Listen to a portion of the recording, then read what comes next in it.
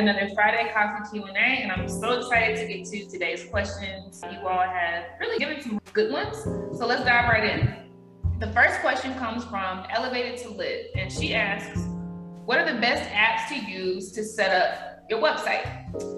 Great question. There are several ones out there. Let me start with some of the easiest ones to use. So Wix, W-I-X, is a very good drag and drop website builder, in that you can tell them what your industry is, tell them what types of things you want on your website, such as booking a calendar appointment with you, such as restaurant menus, such as memberships, if you want to give your tribe the ability to have a login and have memberships, whatever, right? You just tell what you want, and then you hit the go button and it builds the site for you. You can choose your own colors, fonts, etc., right?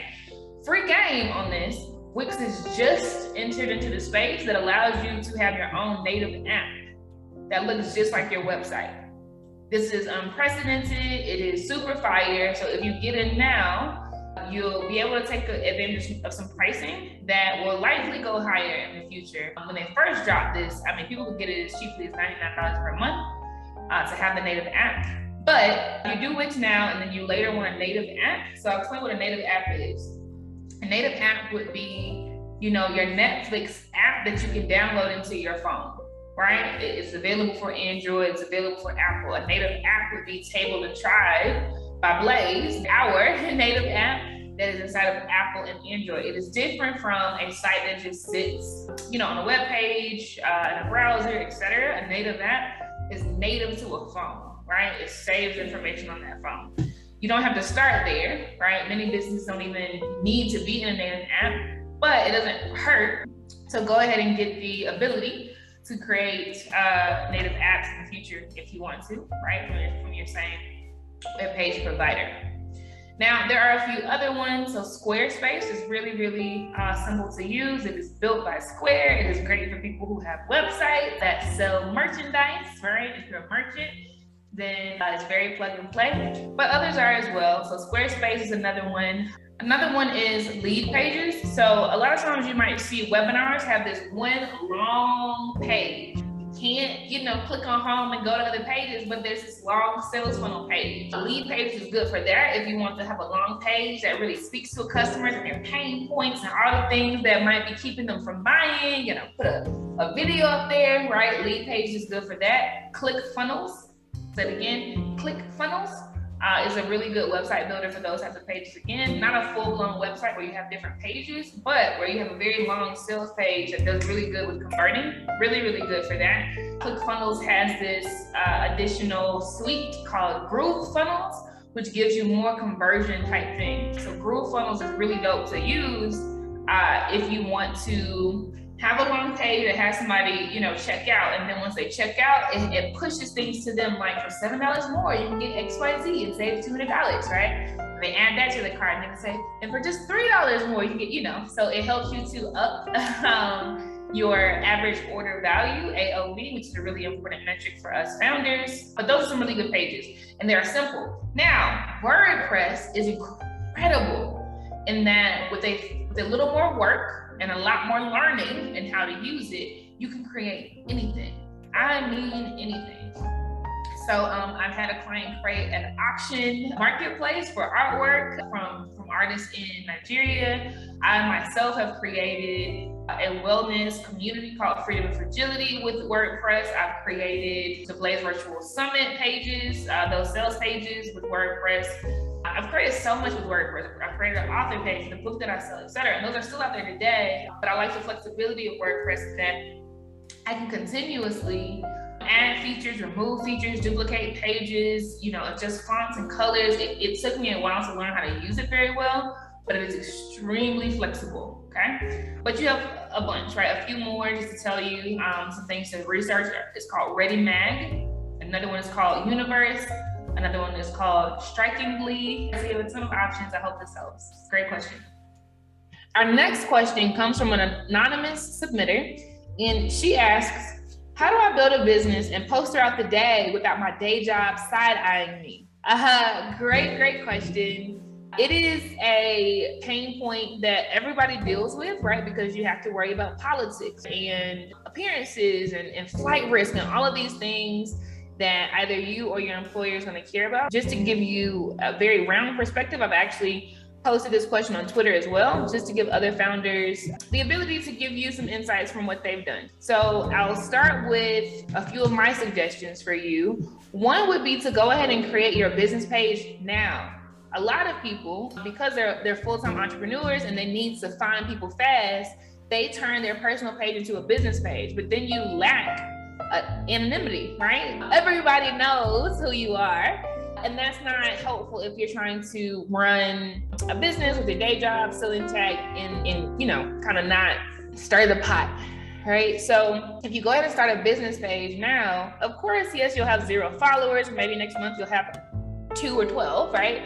But at least your name doesn't have to be so associated with it. And those who you're working for won't necessarily know that it's you, right? So I would strongly recommend doing that. And it gives you a whole lot of benefit once you transition full time, because everybody who is following, they're really your niche audience, right? A problem we have entrepreneurs who decide to turn their personal page into a business page first, the problem we have is, of the followers we have, we don't know who's really our target audience. We don't know who really wants to buy versus who's there because they're our cousins and they just, like applauding a song. But you'll be in a really good position in the intermediate term, call it 6 months out, once you've garnered a following of people who really care about your niche.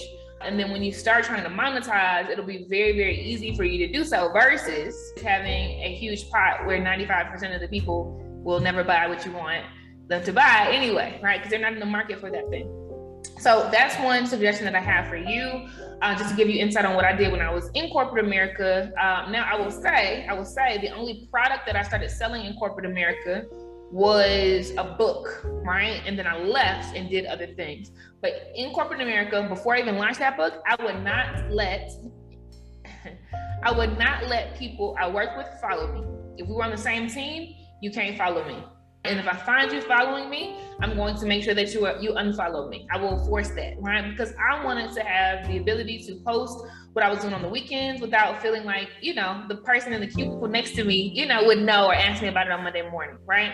When juniors would ask me, because I had a lot of juniors under me, when they would ask me, hey, you're so cool, can I please follow you? The answer was no, right? I like to keep it separate. If I ever caught anybody in my followers list, that I was familiar with from work, right, on my immediate team, I would, again, just force to unfollow because I wanted that separation, right?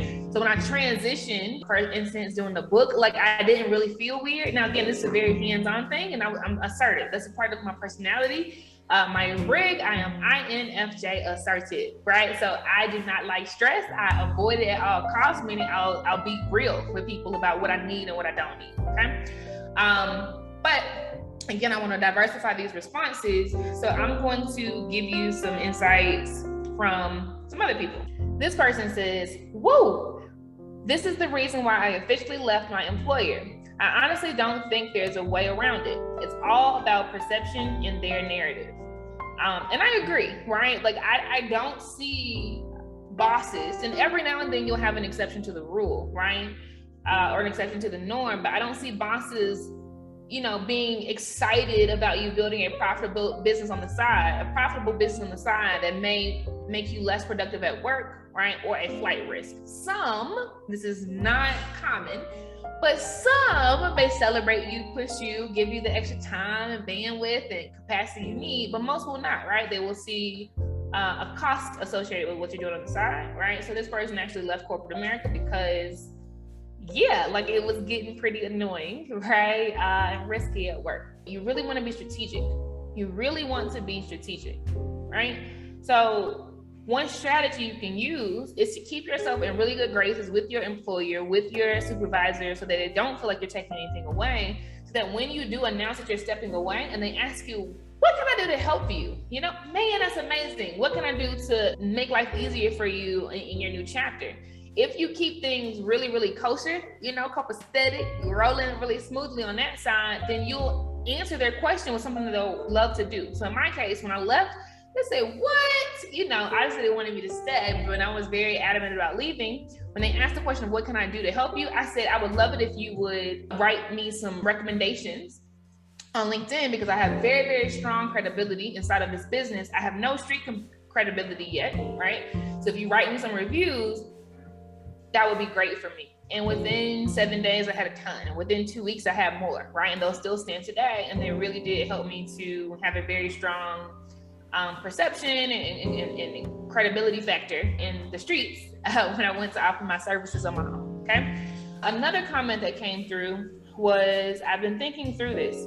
If you offer a product, you don't have to post your photo or name on the page. Use stock photos. So that's very creative, right? So you intentionally remain anonymous by, offering the value proposition that you have, really speaking to your target audience, using pictures and words that really emote, the pain points, the feelings, the desires, the point A to point B of your target audience without using yourself initially. Using stock photos. Canva has a ton of them, but there are a whole bunch of other stock photo sites. I think it's a great idea.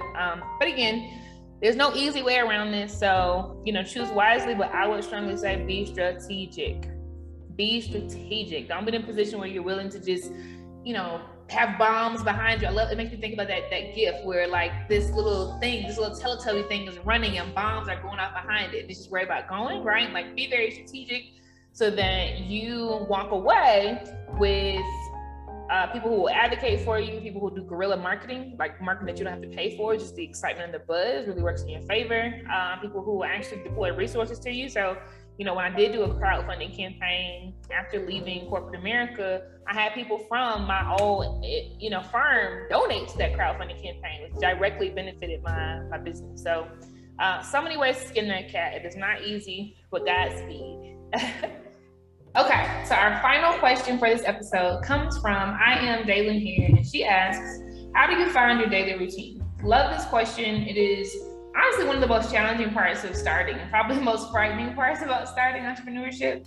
So I'll just tell you, I make it simple by breaking down my structure into 3 categories, right?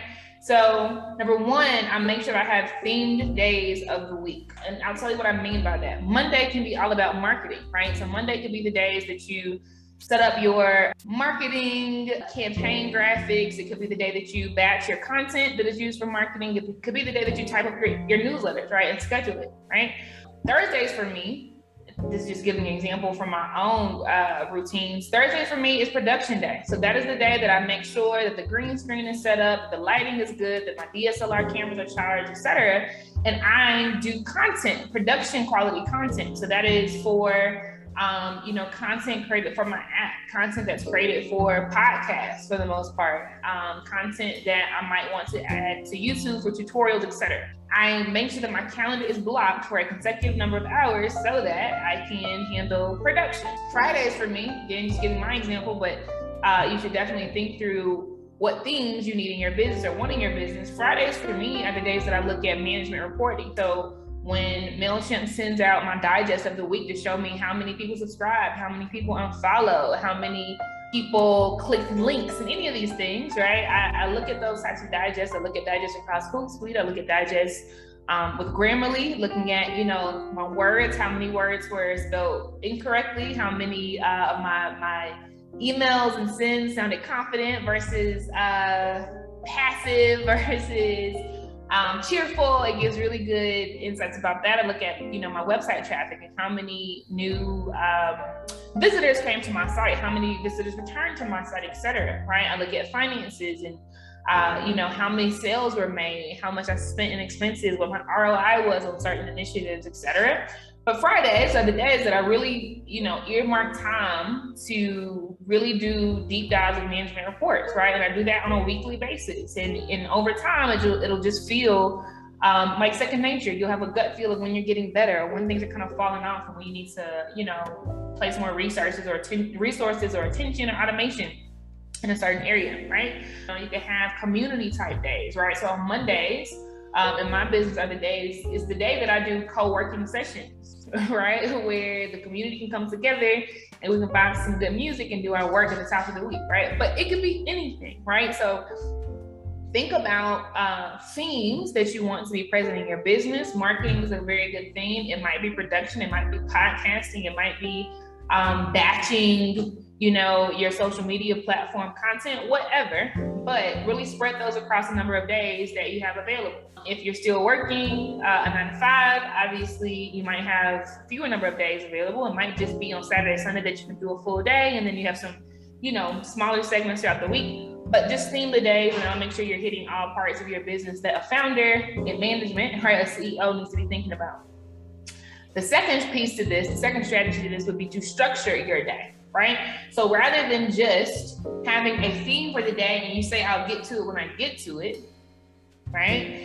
It is really putting structure in your day so that you have the battery life in your pack to really show up thoughtfully and creatively in the different things you're doing. So the structure to my day is really in the mornings. I take time for me. I don't rush into things, right? In the morning, that's the time where I try to wake up and look at the sunrise, right? And in days where I'm not sick, I'm getting over a cold right now, but when my body, my immune system's in a good place, I work out. I go to the gym Monday through Friday. And then in the middle part of the day, right? So late morning, I do some work, but I make sure I get a nap. I deal with anxiety. So it's really important for me to make sure I have fuel in my tank to exert, right? So that I'm giving from my overflow. So I take midday naps every day, right? It is very important to me. And as a founder, you can have that type of structure. You can do that. Structure your day so that you make sure you break up things so it's not monotonous. When you were working a 9 to 5, it was probably the case that all day you were just working and maybe you grabbed lunch, right? And that was your only break. But I would really say structure your day so that you are really fueling yourself. You're giving from your overflow, right? And then you're doing some things that really do keep you centered and balanced. It could be yoga, it could be meditation, it could be reading a book. It could be inserting time to catch up with your support system, right? Family, friends, other entrepreneurs, etc. But make sure you structure your day and you break it up so it doesn't feel monotonous. And then the third and last piece I would tell you to strategically focus on will be time blocking your day. So on my calendar, I have a block, even if it's like, let's say it's a management reporting day, right? I have a block of time that I spend to do certain things, and then I give myself a break. I have another block of time that I spend doing other things related to this task, give myself a break, so on and so forth. If it is a day where you're doing communications, whatever, I would put a block of time that you would be spending writing blogs, and then have a block of time that you are spending writing your newsletter, right? And then a block of time where you might be reaching out to your VIP clients, checking on them and catching up about, what happened at the birthday party over the weekend or whatever, right? But really use time blocks so that, again, you're not slipping and sliding throughout a day, right? And you're not giving yourself too many concessions to say, I'll get to that when I get to it, but as long as I'm productive, I'm good. It allows you to be very, very efficient, very, very intentional about the time that you're using. And then it protects your time for the things you need to do, like eating and sleeping and communicating with people that you love, etc. Okay? So those are my tips for structuring your lifestyle, quite honestly, right? And I hope that this has been helpful.